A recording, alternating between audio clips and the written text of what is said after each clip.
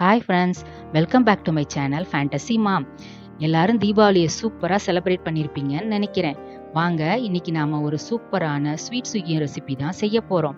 அதுக்கு முன்னாடி என்னோட சேனலை நீங்கள் ஃபர்ஸ்ட் டைம் பார்க்குறீங்கன்னா சப்ஸ்கிரைப் பண்ணிக்கோங்க, பெல் பட்டனை கிளிக் பண்ணிக்கோங்க. அப்போ தான் என்னோட அப்கமிங் வீடியோஸை நீங்கள் தொடர்ந்து பார்த்து என்ஜாய் பண்ணலாம்.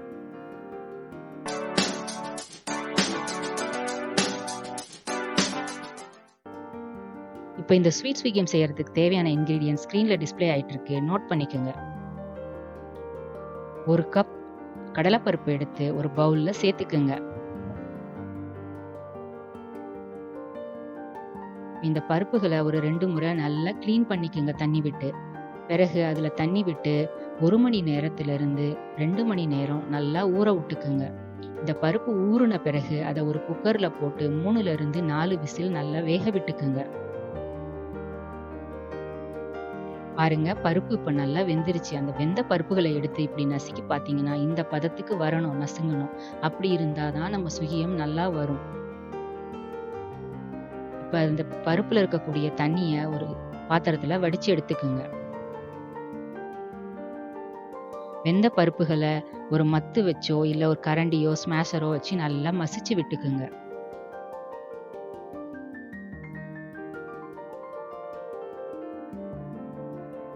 ஒரு கடாயை அடுப்புல வச்சு அதுல வெல்லம் சேர்த்துக்கலாம். நம்ம பூரணம் தயாரிக்க வெல்லம் உங்க தித்திப்புக்கு ஏற்ப சேர்க்கலாம். 1 கப் எடுத்தீங்கன்னா நார்மலான ஸ்வீட் இருக்கும். நான் 1.25 கப் சேர்க்கிறேன். அது நல்ல தித்திப்பா இருக்கும். அதுல வடிச்ச தண்ணிய ஊத்தி பாகு ரெடி பண்ணிக்கலாம். பாகு ரெடி ஆயிட்டு இருக்க நேரத்துல நம்ம இன்னொரு பக்கம் அடுப்ப ஸ்டவ் ஆன் பண்ணிக்கலாம். அதுல ஒரு அடிகனமான பாத்திரத்தை வைக்கலாம்.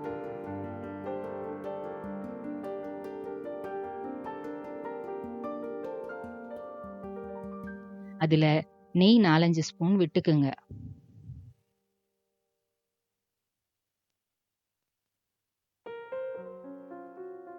துருவிய தேங்காய் 1 கப் அதுல சேர்த்து நல்லா ஃப்ரை பண்ணிக்குங்க.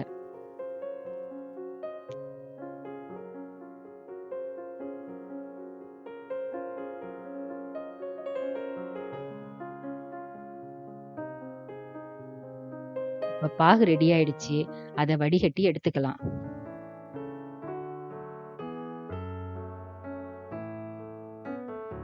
இப்ப வடிச்ச பாக நம்ம தேங்காயோட சேர்த்துக்கலாம்.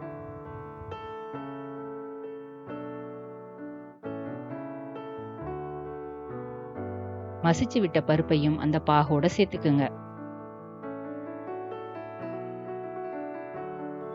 1 ஸ்பூன் ஏலக்காய் தூள் சேர்த்துக்குங்க. இப்ப எல்லாத்தையும் நல்லா மிக்ஸ் பண்ணிக்கோங்க. அதுல ஏதாவது பருப்பு முழுசா உங்களுக்கு ரொம்ப தெரியற மாதிரி இருந்தா மேலும் கொஞ்சம் மசிச்சு விட்டுக்குங்க.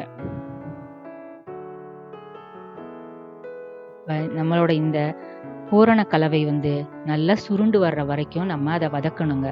இப்ப நல்லா சுருண்டு வந்துருச்சு. இப்ப இதை நம்ம ஒரு பிளேட்டுக்கு டிரான்ஸ்ஃபர் பண்ணி எடுத்துக்க போறோம். இதை டிரான்ஸ்ஃபர் பண்ணிட்டு கொஞ்ச நேரம் ஆற விடுங்க.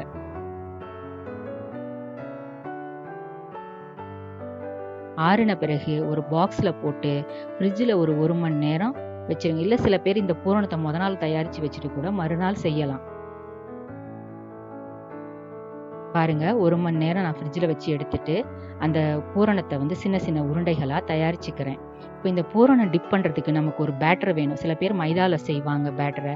நான் இட்லி மாவுல நம்ம உளுந்து மாவு இருக்கு இல்லைங்க, அது ஒரு கப்பும் 1/4 கப் அரிசி மாவும் சேர்த்து ஒரு பேட்டர் ரெடி பண்ணி வச்சிருக்கேன். உப்பு போட்டு அதில் ரெடி பண்ணி வச்சிருக்கேன். உப்பு போடணுங்க, அப்பதான் சுவையா இருக்கும். ஸ்டவ்வை பற்ற வச்சு ஒரு கடாயை வச்சுக்கோங்க. கடாயில எண்ணெய் ஊற்றி நல்லா காய விடுங்க.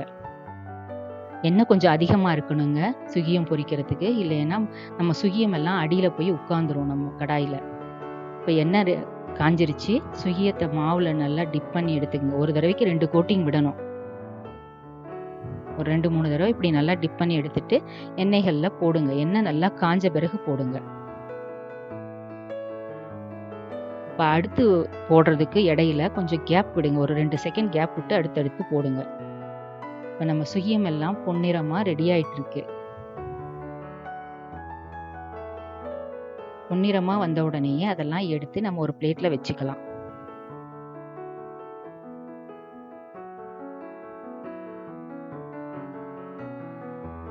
பாருங்க, சூப்பரான சுகியம் ரெடி ஆயிடுச்சு. இந்த ரெசிபி உங்களுக்கு பிடிச்சிருந்துச்சுன்னா, நீங்களும் வீட்ல செஞ்சு பார்த்துட்டு எப்படி இருந்துச்சுன்னு கமெண்ட் பாக்ஸ்ல கமெண்ட் பண்ணுங்க. என் என்னோட சேனல சப்ஸ்கிரைப் பண்ணுங்க, லைக் பண்ணுங்க, ஷேர் பண்ணுங்க, கமெண்ட் பண்ணுங்க. Until then bye from fantasy mom. இன்னொரு வீடியோவுல நாம சந்திக்கலாம்.